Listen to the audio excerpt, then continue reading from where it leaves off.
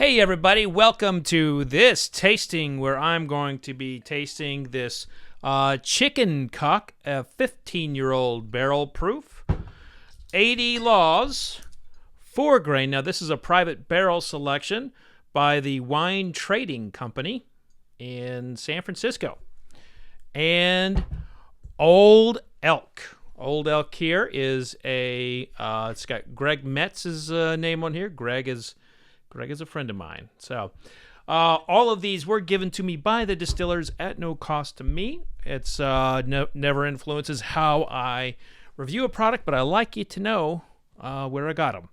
So let's get into these real quickly. Basically, Chicken Cock is a really historic, iconic brand dating back to the 1800s. This is one of the most important brands in American whiskey history. It falls out of favor. It doesn't really, make it back. And then a company finds the trademark and brings it back. You see this a lot in American whiskey. There'll be an old trademark that's been gone. Someone retrieves it and they, start, rekindle the brand. It's very common. Now, today, Chicken Cock gets a lot of sophomoric jokes and a little bit of frat boy kind of applied to it because, of course, chicken cock, people like to have fun with that. But interestingly, this is actually in a very similar bottle to that time frame.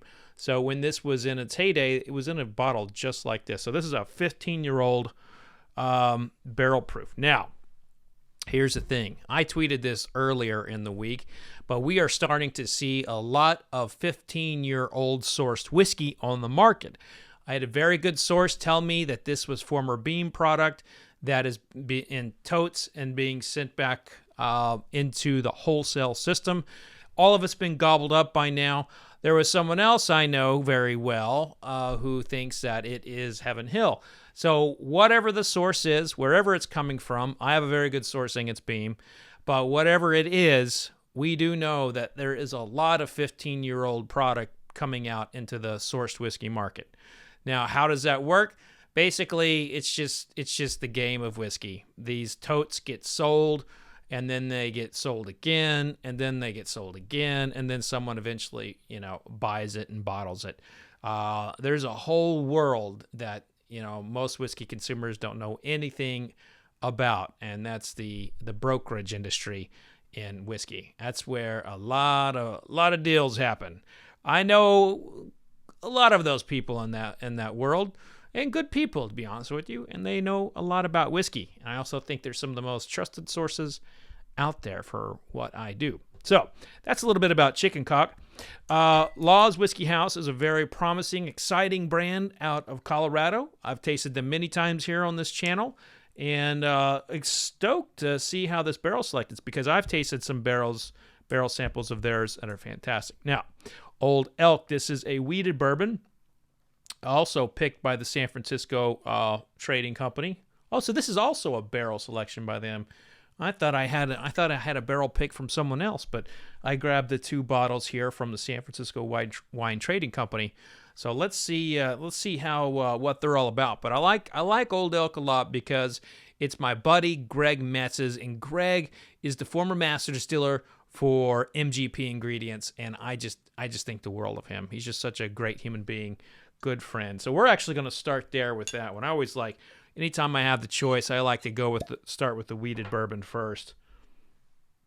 Really no methodology behind it other than the fact that the way wheated bourbons usually hit my palate, it's usually much less aggressive on the tip of the palate. So it's a good style to warm my palate up when I'm doing a full tasting. So here we go. Very buttery. It smells a lot like melted butter. A little hint of rosemary in there. Now, rosemary is not an herb I would normally associate with a wheated bourbon, but I definitely am picking up some rosemary.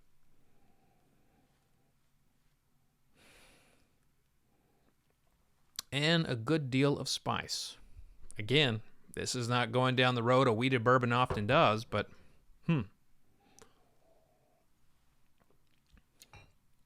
Oh, wow. That is really good. Oh, boy.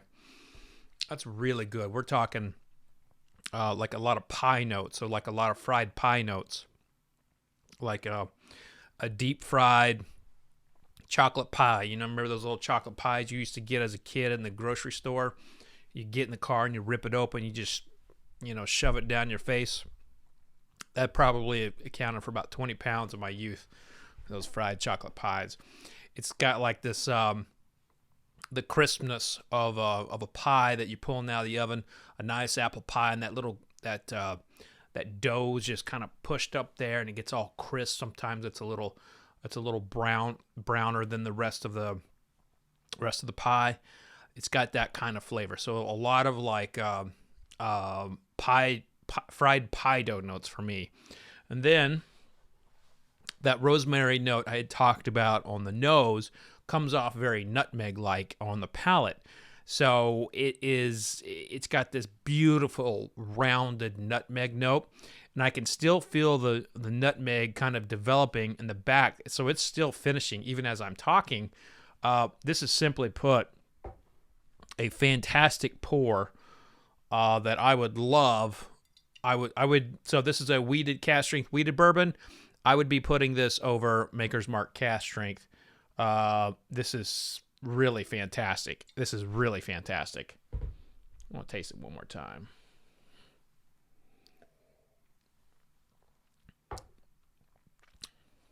That is damn good. That is damn good. So let's go to the 80 Laws 4 grain. Now, these 4 grains from 80 Laws have been hit and miss for me. I've had some that I really loved, and I've had some that I've just like, what's going on here? So I find, and as brands go, this is one of the more inconsistent products that are out there. That said, I'm a big fan of Laws and what they're doing, so keep on doing it.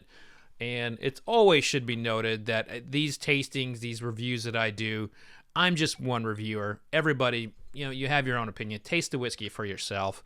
Don't take my word for it. Go taste it yourself. If I say something sucks, taste it. If you don't think it sucks, put it in the comment section and say, maybe, hey, Fred, you suck.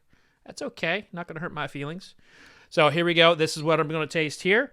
Laws Whiskey House 4 grain straight bourbon. This is barrel 1253.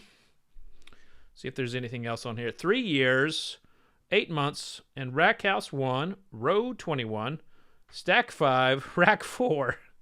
Mash bill, 60% corn, 20% wheat, 10% rye, 10% malted barley.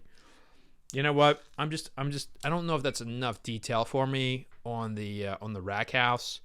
I want to know what direction the barrel was facing. I mean, that's awesome, man. They go to that so much length and detail to make sure that we as a whiskey consumer are informed. I love that. That's awesome. Ooh, kind of a pungent nose. I mean, this is pungent. Like it reminds me of some, like, I used to have horses growing up, and we would leave if you left feed out for too long, it would spoil and ferment. It kind of smells like that, and that's not a smell that I necessarily want in my whiskey. But we can just say here that the nose is very grain forward in a way that is not getting me excited.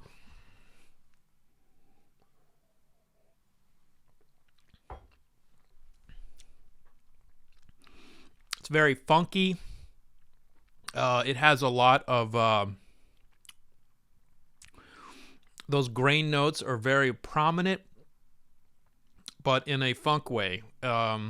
This is going to be great if you like beers. If you're a craft beer fan, this is going to be right up your alley. If you're someone who really likes to taste the expression of a grain, or if you like some of those funkier rums or Japanese whiskeys, this is probably going to be your jam. But if you're a traditional Kentucky bourbon drinker, or a Tennessee whiskey drinker, and you tend to like gravitate toward those sweeter bourbons, you may want to skip this one. I don't think this is going to be a bourbon for everybody. It's not one that I'm finding flaws in per se. It's not something that is like beating my tongue down with bad flavors. I did not like the nose, but the palate was actually, pretty good, but it just was expressing itself in ways that, when I see bourbon on the label, this is not what bourbon tastes like to me in my head, but that's what all these distillers are doing. Every distiller is kind of creating their own style right now when they're outside of Kentucky, and I think, Law's Whiskey House is doing a great job of that. And this is very much a style unique to them. And I will tell you right now that if you like, let me try to pinpoint a particular thing that someone might eat that might really gravitate toward this. It's in there. It's not coming to my head right away.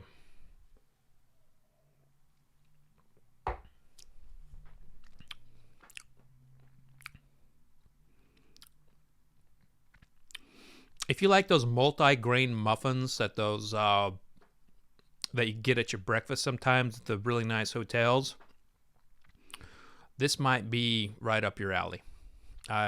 It's got a lot of grain expression in here, and again, note 1 funk, note 2 grain.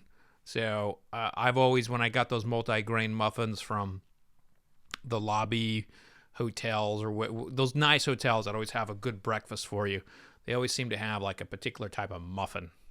And I mean, maybe they go to like the hotel conventions and say, how do we improve the multi-grain muffin? Maybe they do that. I don't know, but they all have that damn muffin. And I've eaten it once or twice, but yeah, it's in this whiskey. So I'm going to go to Chicken Cock 15-year-old cask strength now. I will tell you, this one has a beast of a price point, $300. And here I am going to pour me some Chicken Cock 15-year-old barrel proof.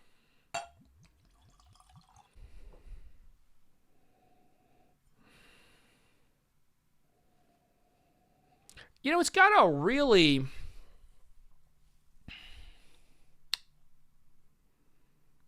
It's got a real kind of like roasted marshmallow, like campfire marshmallow. That the meltiness of the marshmallow. It's got a lot of that going on.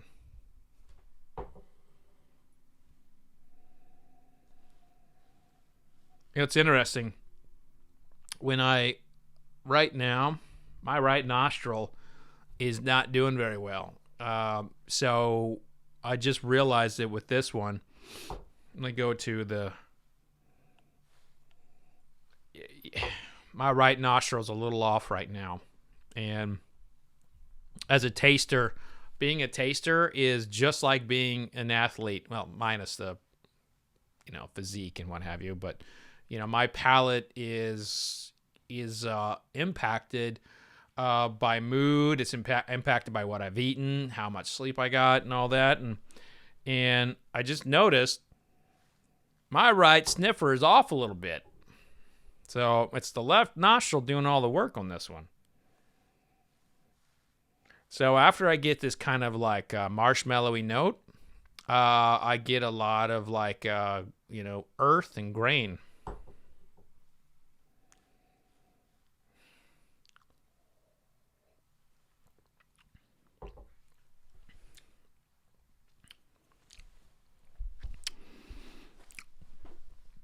I mean, it's got some spice to it.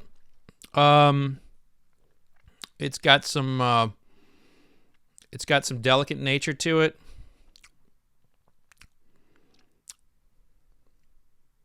It's good. It doesn't taste like is this MGP? No, this is Kentucky bourbon. In my head, when I was going to taste this, and I knew it was Kentucky bourbon, but when I was in my head, I was looking for that kind of like standard MGP profile on my palate, and I was like, this ain't MGP.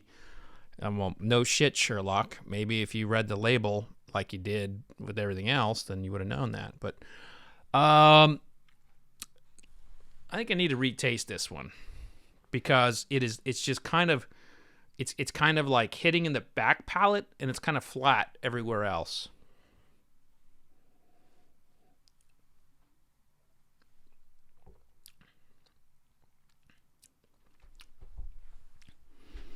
For being cask strength, it is so delicate on the palate. So this is 114 proof. And correct, I stand corrected. It's labeled as barrel proof. There is a little bit of wiggle room that they have as bottlers. They can go up or down in proof. I think or they can go down. They can go down in proof a couple points. So they can add water if you see the language barrel proof on there. But there's some, I'll put in the comment section or the description like a link to a story I wrote about this a few years ago. But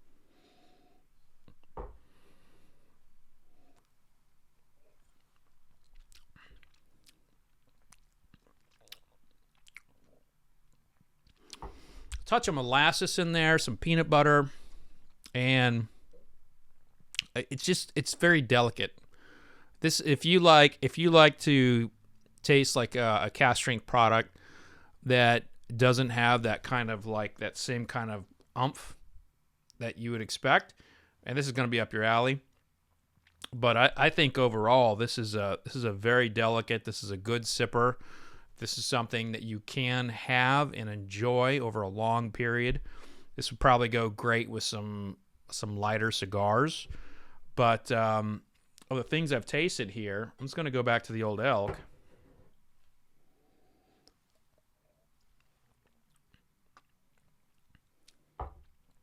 I mean, that Old Elk, that single barrel pick here from San Francisco,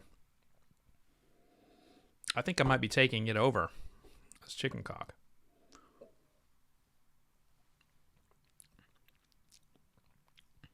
Well, yeah, no. The chicken cock 15-year-old is a superior whiskey. Basically what I did was I did a side-by-side, a back and back, and the way that the way it kind of like gravitated, kind of like held my palate, it just kind of the chicken cock is a back palate whiskey, and it stays on that back palate, and it kind of goes down a little bit down the jawline a little bit there, and there is a lot of spice, like, so it's a lot. There's a lot of different baking spices there, and then everything else is very slight. So I pick up a lot of fruit notes, a lot of herbs. It's a very, back palate, it's intense. Middle palate forward is very delicate, so you don't get as much in the flavor, you don't get as much, action on those parts of the tongue. But as it finishes, it's very concentrated on the back palate. It is very, very good. I don't know what $300 means to you, but if it doesn't mean a lot to you, then yes, I would buy it. But if it's something where you're looking at like, that $300 bill is going to, you need that in the bank, then I would say spend the $300 on something else. And I would probably say get a case of, you can get a case of Wild Turkey 101 for, what you could do with chicken cock 15-year-old. But it's bourbon, so it doesn't matter what I say. Everybody's going to buy it just because it's expensive and old, and that's the way of the market right now. But that is going to do it for me on this tasting episode. Thank you for joining. I've got a lot of cool things coming up. Make sure you're clicking the subscribe button if you want to see more. Also, go to repealdayexpo.com. That's repealdayexpo.com to check out a cool conference I'm putting on Repeal Day. Thanks, everybody. Be safe out there. Don't go licking handrails. Don't go licking trash cans. And remember, Vodka sucks unless it's being used for hand sanitizer. Cheers.